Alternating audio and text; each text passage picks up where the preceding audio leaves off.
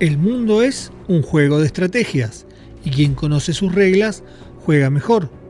Analizamos la geopolítica, la historia, la tecnología y la economía, siguiendo a los mejores especialistas.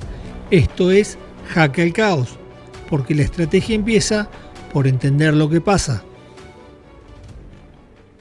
Este episodio llega a vos gracias a NS Comex. En un mundo donde la geopolítica rediseña las cadenas de suministro y el comercio global cambia de reglas todos los días, tener el socio correcto marca la diferencia. NS Comex ofrece servicios y soluciones de comercio exterior para tu empresa, porque operar con estrategia no es un lujo, es una ventaja competitiva. Conócelos en nscomex.com.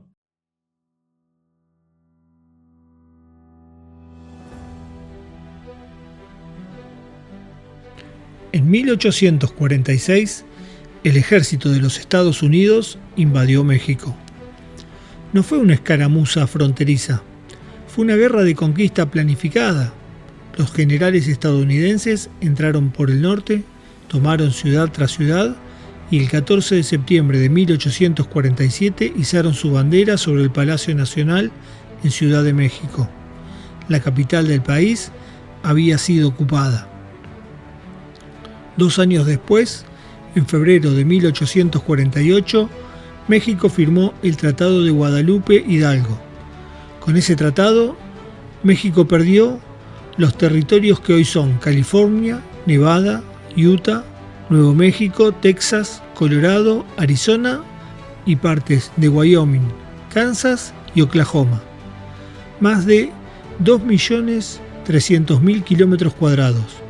Para que se hagan una idea, es casi todo el territorio continental de Argentina, arrancado en una guerra que México no provocó y no podía ganar. Eso ocurrió hace 177 años. Estados Unidos de América está ahí y México no le ha reclamado nada, ni una reparación, ni una disculpa formal, ni una restitución simbólica. Nada. Ahora bien, ese mismo México le reclama a España reparaciones por la conquista del siglo XVI, un proceso que ocurrió hace 500 años, sobre un territorio donde México, como nación, todavía no existía. Escuchemos del historiador Juan Miguel Zunzunegui que había en 1519 cuando llegaron los españoles. Los tlaxcaltecas, los cholultecas, los quecotzingas, los xochimilcas, los charcas, los colguas, los ocolguas y los otomís. A ver, repítanlo.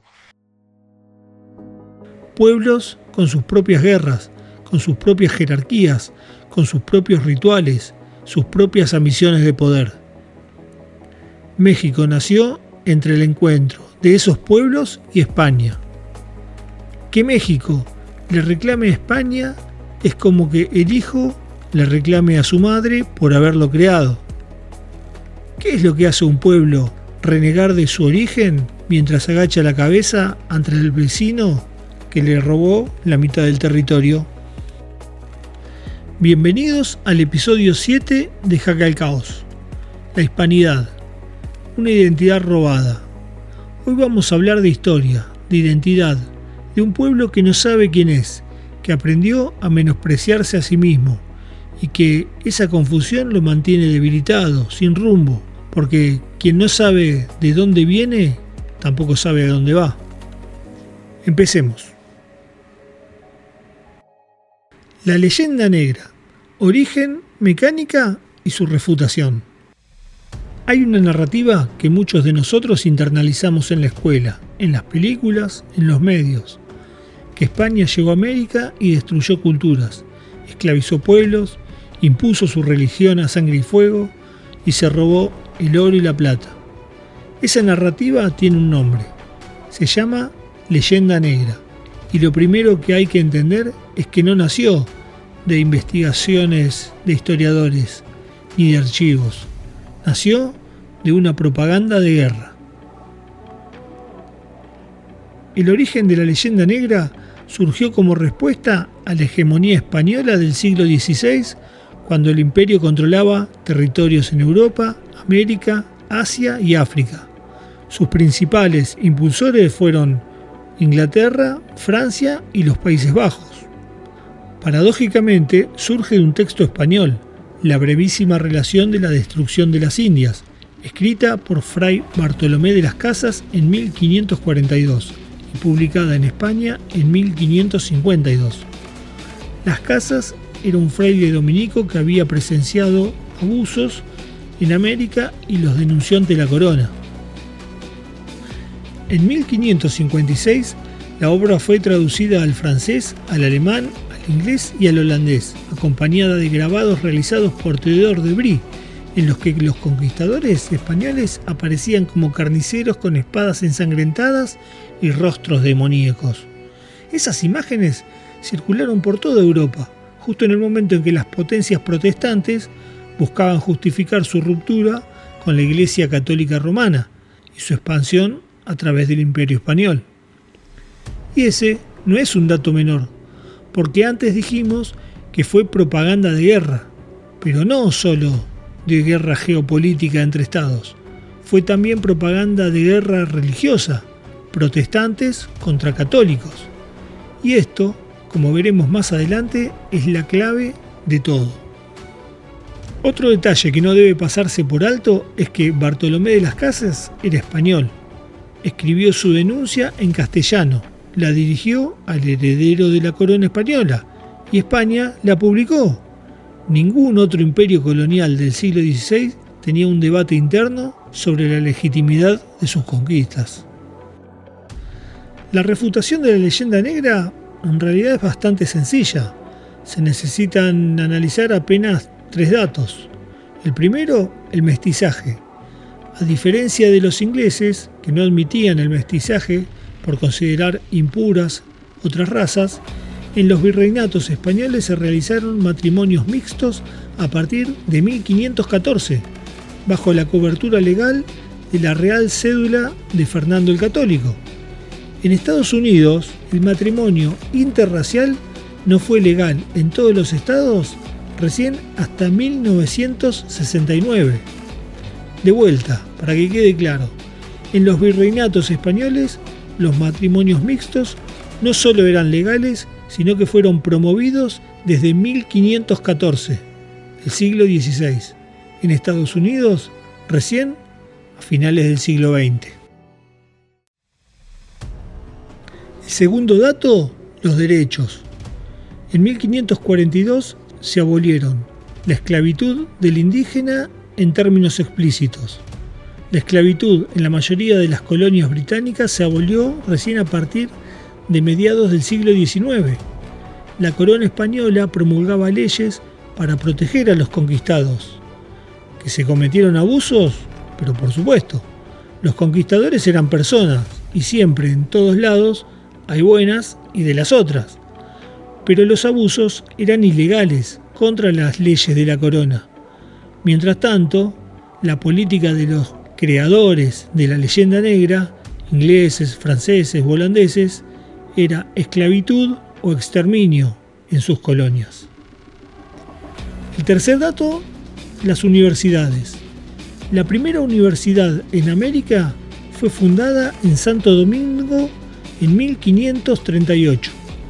Cuando Inglaterra creó la primera institución asemejable a una universidad en sus colonias del norte, el colegio que más tarde se llamaría Harvard, en los virreinatos ya existían 10 universidades. España fundó más de 30 en todo el territorio americano. Los ingleses y los portugueses no crearon una sola en sus colonias. ¿Por qué tanta diferencia? Porque para España lo que existía en América no eran colonias. España creó virreinatos. Se consideraban provincias más de la corona. Esa diferencia no es semántica. Implica un modelo político completamente distinto. El indígena era un súbdito, con derechos y obligaciones iguales a los de cualquier español. De vuelta, desmoronar la leyenda negra no significa adherir a la estupidez de la leyenda rosa, la que dice que todo fue maravilloso. Se cometieron abusos terribles, murieron millones de indígenas por enfermedades traídas por los europeos para las cuales no tenían sistema inmune. Pero entre eso y la política de exterminio sistemático que aplicaron los ingleses en sus colonias de Norteamérica y Australia, por ejemplo, hay muchísima diferencia. Inglaterra consideraba al indígena americano un salvaje a abatir, porque no los podían esclavizar. Para eso eran más útiles los africanos. El resultado fue que los pocos indios que sobrevivieron terminaron confinados en reservas semidesérticas. Me pregunto si aquellos que reniegan y reclaman a España por la conquista, como la presidenta de México, Claudia Sheinbaum no suena muy azteca, ¿no? Pensarán que si los colonizadores hubieran sido ingleses o holandeses, el destino de los pueblos originarios hubiese sido mejor. Tal vez piensan que los ingleses usaban barbijos para hacer sus conquistas asépticas, para no contagiar de gripe a los conquistados. No sé, ¿pensarán eso? ¿Pensarán? El último dato para cerrar este tema es el debate de Valladolid en 1550.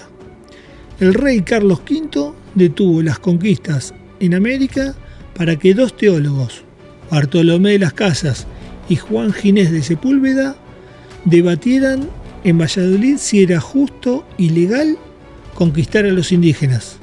Un debate sobre la ética de la conquista convocado por la corona en plena conquista. Adivinen ustedes cuántos debates similares tuvieron los ingleses, los franceses o los holandeses. Y la comparación no es caprichosa, porque el encuentro entre América y Europa tarde o temprano se iba a dar. Si no hubiesen sido los españoles, hubiesen sido los otros. Fueron los españoles quienes llegaron 100 años antes que los ingleses, simplemente porque los españoles eran la potencia dominante en la época y estaban 100 años más adelantados en ingeniería naval que sus rivales. La cuestión de las dos teologías. Antes dijimos que la leyenda negra fue propaganda de guerra. ¿De qué guerra? La de las potencias protestantes, fundamentalmente Inglaterra y Holanda, contra lo que en ese momento era la potencia hegemónica, España, católica. Y remarco que fue entre protestantes y católicos porque es fundamental para entender cómo eso afectó al destino de los pueblos hispanoamericanos. La clave de todo es una cuestión teológica, que empieza en el siglo XVI con Martín Lutero y Juan Calvino, las figuras principales en la fractura más profunda que haya sufrido el mundo cristiano. La clave de esta división se puede resumir en una pregunta muy sencilla de hacer, aunque de responder no tanto. Una pregunta teológica que parece abstracta, pero que tiene consecuencias prácticas brutales. ¿Cómo se salva el alma? La respuesta católica es comunitaria y gradual. La salvación no depende de una decisión individual tomada en soledad. Pasa por el bautismo, por la confesión, por la Eucaristía, por la comunidad de fieles, por la iglesia, como institución. El hombre no está solo ante Dios. Hay una red, hay mediadores, hay rituales colectivos que sostienen al individuo en su camino a la salvación. Mientras tanto, la respuesta protestante, especialmente la calvinista, que es la que funda Estados Unidos, es radicalmente distinta. La sola fide, la justificación por la fe únicamente, sin necesidad de obras ni de sacramentos para alcanzar la salvación. El sacerdocio universal. Todos los creyentes tienen acceso directo a Dios, sin necesidad de una jerarquía sacerdotal mediadora. Suena más democrático, ¿no? En cierto modo lo es, pero tiene una consecuencia que Max Weber identificó. Si ya no hay sacramentos que te salven, si ya no hay un sacerdote que te absuelva, si ya no hay comunidad que te sostenga, ¿cómo sabe el creyente que está salvado? Calvino tuvo la respuesta: la predestinación. Dios ya decidió de antemano quién se salva y quién no, y los elegidos pueden reconocerse por una señal: la prosperidad material en este mundo. Y eso lo cambió todo. Y cuando digo todo me refiero al mundo, porque es la teología que fabricó al capitalismo. Suena un montón, ¿no? Bueno, pero es así, presta atención. Si la prosperidad económica es señal de que Dios te eligió, entonces acumular riqueza no es pecado, es una obligación religiosa. Es la manera de demostrar a vos mismo y a los demás que eres de los elegidos. Para la doctrina calvinista, el trabajo equivale al servicio al Señor. Hazte rico para Dios, pero no para llevar una vida lujosa. Fíjense en la lógica. Acumulás riqueza, pero no gastás en placeres superfluos, porque es la obra de Dios. El dinero se reinvierte para agrandar la obra de Dios. Eso es capital. Esa es la rueda que hace girar el capitalismo. No es accidente que las primeras potencias industriales del mundo hayan sido inglesas, holandesas y norteamericanas, países calvinistas, países donde la acumulación de riqueza no genera culpa, sino certeza de salvación. Esa misma lógica llevada al plano de las naciones tiene efectos que podemos reconocer sin demasiado esfuerzo. Un país rico y poderoso que explota a otro pobre y débil no está haciendo nada malo. Si es próspero, es porque esa nación es la elegida por Dios, mientras que la pobre no.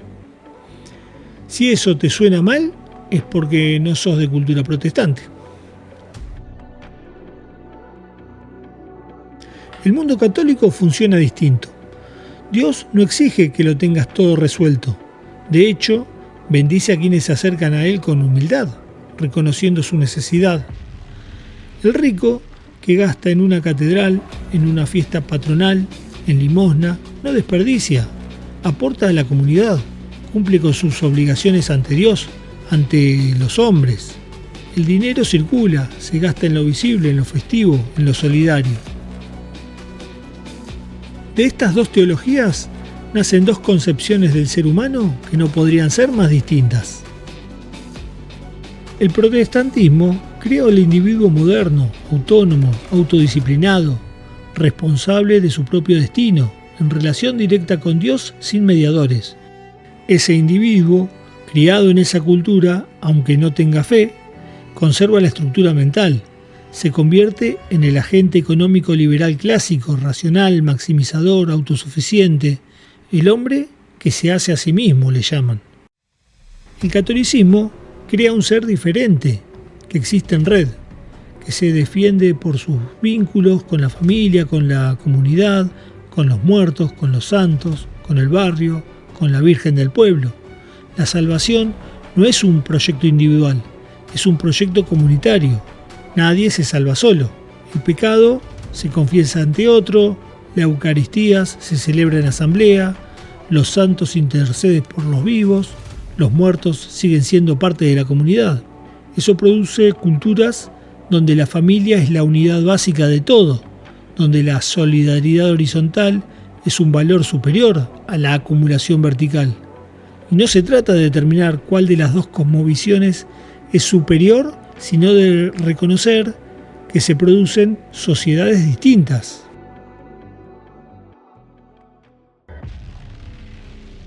El problema de Hispanoamérica es que después de las independencias no continuó con un sistema que fuera acorde a su cultura, sino que adoptó el modelo político e institucional del mundo protestante, el capitalismo, la república liberal, el libre mercado, la separación de Iglesia y Estado, es decir, un sistema institucional y económico que no es armónico con la cultura que tiene como raíz los valores y la ética católica. Las independencias, liberación o cambio de correa. El macanudo fue Napoleón.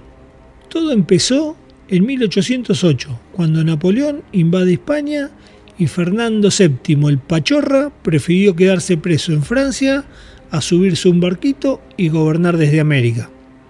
En cambio, la Casa Real Portuguesa huyó a Río de Janeiro y salvó la unidad de Brasil. Gracias a eso, hoy Brasil es un país, mientras que Hispanoamérica son 20, porque el Pachorra no quiso subirse un barquito. ¿Quiénes hicieron las independencias? Las independencias no fueron revoluciones populares, fueron golpes de las élites criollas. Los independentistas eran las oligarquías, las minorías dominantes. Del otro lado, en los ejércitos realistas, no llegó a haber más de 1.500 españoles peninsulares, lo que significa que la gran mayoría de quienes combatían por mantener la unidad con España eran americanos, indígenas, mestizos, negros libres.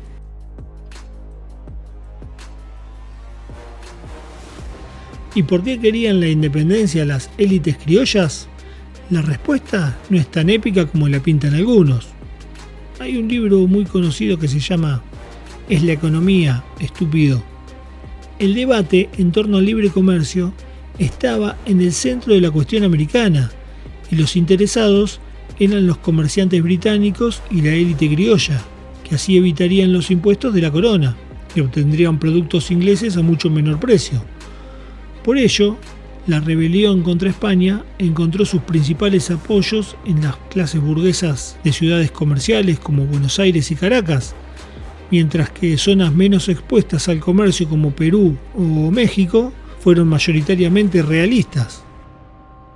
Una consecuencia no deseada, o tal vez una trampa, Inglaterra, que promovía las ideas del libre comercio, se industrializó gracias al proteccionismo económico. Recién después de eso, de haber logrado el desarrollo, predicó el libre comercio al resto del mundo. Y quienes lo aplicaron nunca se industrializaron. Y eso es exactamente lo que pasó en Hispanoamérica. Inglaterra no se limitó a financiar y difundir ideas, mandó soldados. En Venezuela, un contingente de mercenarios ingleses combatió junto a Simón Bolívar y fue decisivo en la batalla de Carabobo en 1821. Combatían con la Union Jack, la bandera del Reino Unido, en suelo venezolano. Qué curioso, ¿no?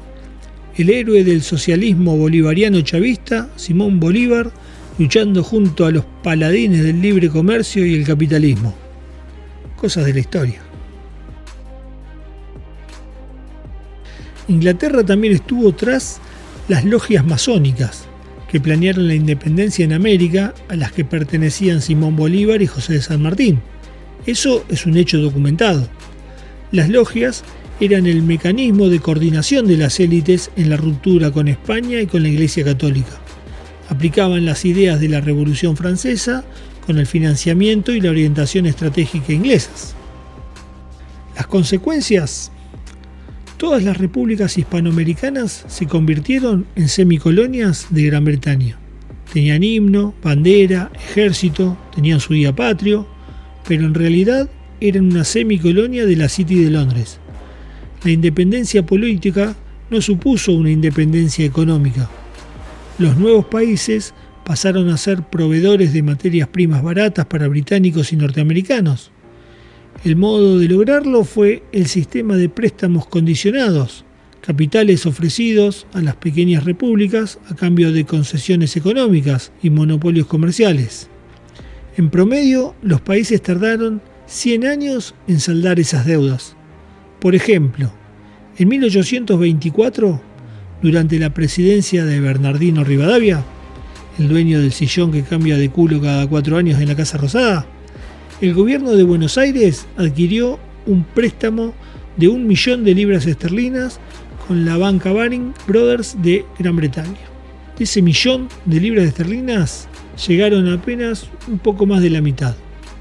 Y esa deuda se saldó después de 80 años y terminó pagando entre 8 y 9 veces más del valor recibido originalmente. Y esto es solo un ejemplo del modus operandi desde Argentina hasta México. Y no terminó ahí. Ese método del colonialismo financiero del siglo XIX se perfeccionó en el siglo XX y sigue vigente. Pero eso es tema para otro episodio. Otras consecuencias: en 1833, Inglaterra tomó por la fuerza a las Islas Malvinas y una década más tarde Estados Unidos le arrebató la mitad del territorio de México. Divide y vencerás, dicen los sabios. Pero seguramente la mayor hipocresía de la leyenda negra en contra de España es la cuestión de los pueblos originarios. Luego de las independencias, los indios quedaron como huérfanos de España, ya que no solo no fueron integrados a los nuevos estados, sino que les quitaron los derechos y las tierras. La conquista del desierto en Argentina, las guerras de exterminio en Chile, el despojo en México, todas estas atrocidades y otras más ocurrieron después de la independencia, no durante el período español. Las leyes de Indias que protegían los territorios indígenas fueron derogadas por los nuevos estados republicanos. Yo no recuerdo que me hayan contado esto en la escuela. La síntesis, lo que debería quedar bien aclarado, es que el atraso de América Latina no se explica por lo que hizo España. Se explica por lo que hicieron las élites criollas después de independizarse de España y cómo aprovecharon los ingleses y estadounidenses la debilidad de los nuevos estados.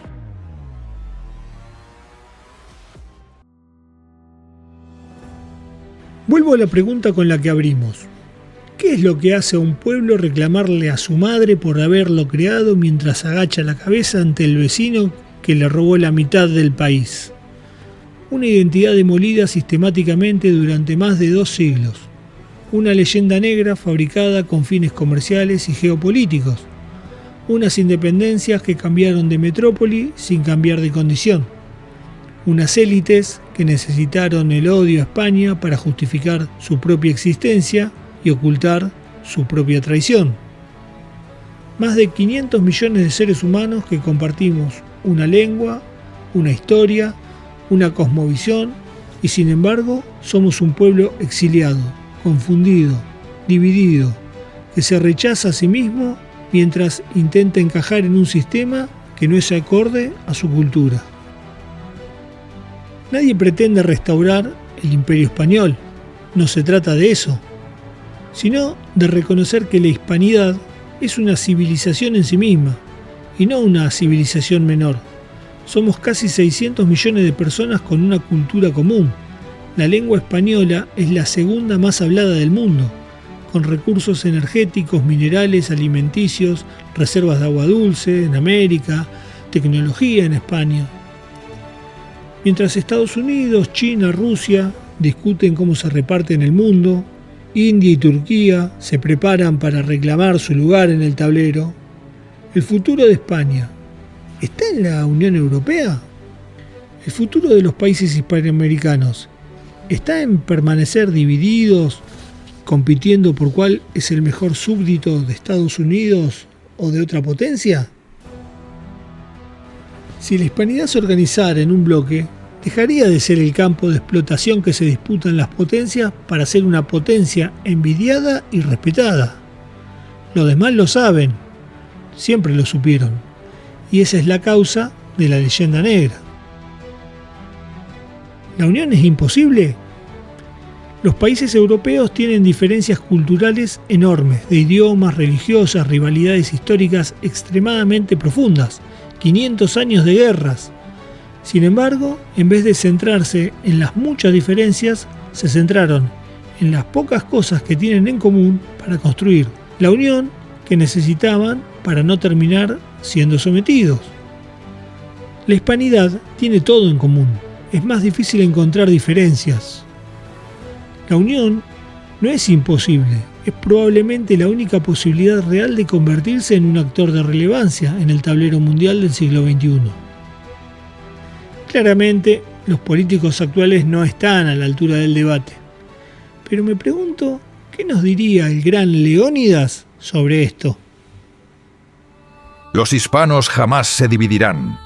Los hispanos jamás se rendirán. Que lo sepan todos, ni divididos, ni sometidos. Esa es la ley hispana. Ha iniciado una nueva era, una era de prosperidad. ¿Quién está dispuesto a luchar para recuperar la gloriosa hispanidad? Y ahí es donde ustedes tienen que decir: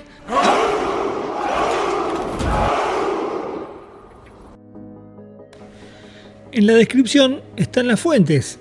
Y sé que son vagos y no las van a leer, pero no importa. Hay material de sobra de todos los autores en YouTube. Si quieren comentar, comenten, y si no, no pasa nada. Me han dicho que no crean teorías conspiranoicas, y por eso en el próximo episodio vamos a hablar de complots y conspiraciones falsas. Falsas hasta que se demostraron verdaderas, porque alguien le hizo jaque al caos. Mi nombre es Lucas Terzano, gracias por escuchar, chau.